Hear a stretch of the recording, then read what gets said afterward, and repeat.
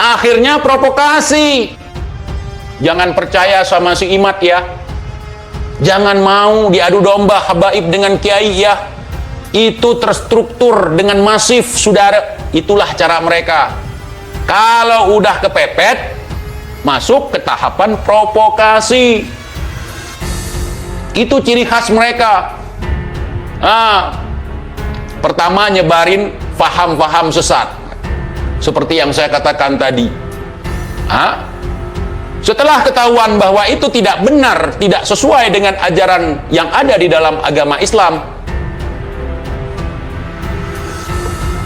persekusi. Mereka melawan habaib, mereka wahabi, tidak percaya dengan karomah. Bukan karomah yang kita tidak percaya, tapi cerita kalian mengatasnamakan karomah. Bukan ahlul bait Nabi yang kita tidak suka, tapi kalian yang ngaku-ngaku sebagai ahlul bait Nabi yang kita tidak percaya. Paham tuh? Misalnya gini, kami adalah cucu Nabi, kami adalah orang-orang yang di dalam tubuh kami mengalir darah sucinya Rasulullah. Aku nggak percaya kalau kamu keturunan Rasulullah. Mana buktinya biar kami percaya? Ente munafik, melawan, tidak percaya. Kita nanya bukti, bukan nggak percaya. Buktinya mana? Kalau nggak percaya, tanya sama kami. Kalau tanya sama kalian, ya sampah lah. Indonesia tanah air beta, pusaka abadi nan jaya.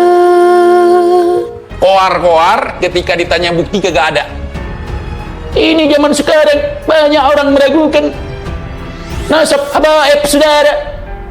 Ini tidak boleh dibiarkan, saudara. Ini kesesatan, saudara. Kalian menyesatkan orang bertahun-tahun. Parah kalian. Kita dipaksakan percaya dengan cerita halu. Ketika kita nggak percaya, kita diklaim macam-macam. PKI lah, tidak percaya karomah lah. Contoh begini, contoh Sugi Nur nih. Nah, ini paling sederhana. Ini murid terbaik Mufti Petemburan nih, Sugi Nur. Sugi Nur itu bermubahalah mandiri. Mubahalah yang tidak pernah diajarkan oleh Nabi seperti itu. Mubahalah kepepet namanya. Mubahalah mandiri, mubahalah tunggal, mubahalah mono. Dia bersumpah bahwasanya dia sumpah bahwa Al-Quran melalui temannya, namanya siapa namanya itu yang ijazah palsu Jokowi, siapa namanya? Si Bambang. Si Bambang bersumpah dengan membawa Al-Quran. Kita nggak percaya nih sumpah si Bambang. Terus apa katanya? Kalau ente tidak percaya dengan sumpah yang membawa Al-Quran, berarti ente tidak percaya kepada kitab suci Al-Quran. Beda, bos. Jangan kau samakan orang yang bersumpah dengan kitab suci Al-Quran, tidak sama. Al-Quran itu bukan makhluk. Bukan makhluk sampah seperti kalian. Bahkan bukan makhluk. Paham? Kita nggak percaya dengan sumpah mereka yang membawa-bawa Al-Quran. Kita diklaim tidak percaya kepada Al-Quran. Apa hubungannya? Jauh. Kalau boleh seperti itu, berapa banyak koruptor yang bersumpah dengan membawa kitab suci Al-Quran yang kemudian jadi korupsi juga. Berarti kita harus percaya. Kan udah sumpah, ada maling masuk ke rumah, saya nggak maling, sumpah wallahi ini ada Al-Quran. Ya udah, pulang aja, saya percaya. Kalau nggak percaya sama sumpahmu, berarti saya nggak percaya sama Al-Quran. Kalau itu dijadikan sebagai dalil, kalau itu dipercaya, ujung-ujungnya nanti begitu. Ada begal nih, begal habis ngerjain orang di jalan, bawa Quran dia sebagai senjata. Begitu datang polisi, begitu digerebek warga, langsung keluarin kitab suci. Saya bersumpah, saya bukan begal. Saya menjaga keamanan dari tadi di sini. Bahkan saya mengamankan barang-barang yang jadi bawaan mereka ini. Udah sumpah, pulang. Maka penjara tidak ada isinya. Semua sudah mubahalah mandiri. pelopor mubahalah mandiri, kalian tahu siapa?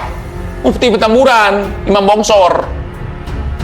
Ada dalam Islam itu mubahalah mandiri. Tiba-tiba kita bersumpah melaknat anak cucu kita, sementara nggak ada pihak yang bertikai dengan kita, yang satu lagi mubahalah juga. Itu nggak ada. Mubahalah itu dipertemukan, ya, dua kubu yang bertikai, bukan mubahalah mandiri. Itu namanya, judulnya sumpah biar terbebas dari tudingan, tuduhan, dari kesalahan.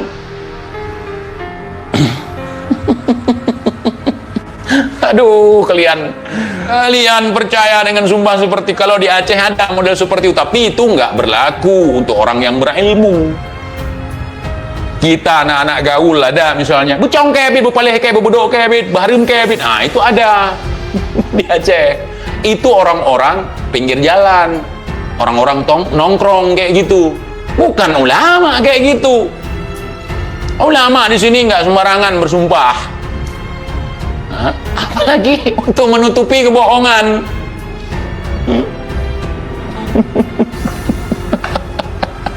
Jadi gimana? Saya pribadi nih masih tetap memantau ini tesis Kiai Imad. Udah si Kumar sudah, si Taufik udah mentok di Jangkrik sama sama di Kentut. Nah, si Taufik. Kemudian nyari suaka ke Cirebon, nyari suaka ke Aceh, sambil nyari kitab nasab. Entah kemana lagi mau berfoto. Mereka begitu. Nah, ketika dipermasalahkan, nyari kawan. Saya berfoto dengan ini, contoh si Bahar. Udah bikin hoak, dia ketembak, berfoto sama polisi. Seolah-olah kemarin nggak terjadi apa-apa, wong sama polisi aja baik-baikan. Tapi kalau udah manggung, caci maki polisinya. Polisi begini, polisi begitu. Nah, karena sekarang tahulah sendiri ya, paham. Halo, bebek. Kalau seandainya kalian model-model itu di zaman Sayyidina Ali, udah kalian jadi hantu tanpa kepala semua itu. TIJ mengatakan, kita nggak bisa menghidupkan orang mati. Kalau berani itu yang sakti-sakti di kalangan Habib-Habib odong-odong ini, yang bisa menghidupkan orang mati, yang bisa mi'raj, yang bisa mengusir mungkar nakir. Itu sama saya diskusinya duel pun mau saya sama mereka. Pegang itu kakinya, saya lemparkan itu, saya tentu akan ke batang kelapa itu.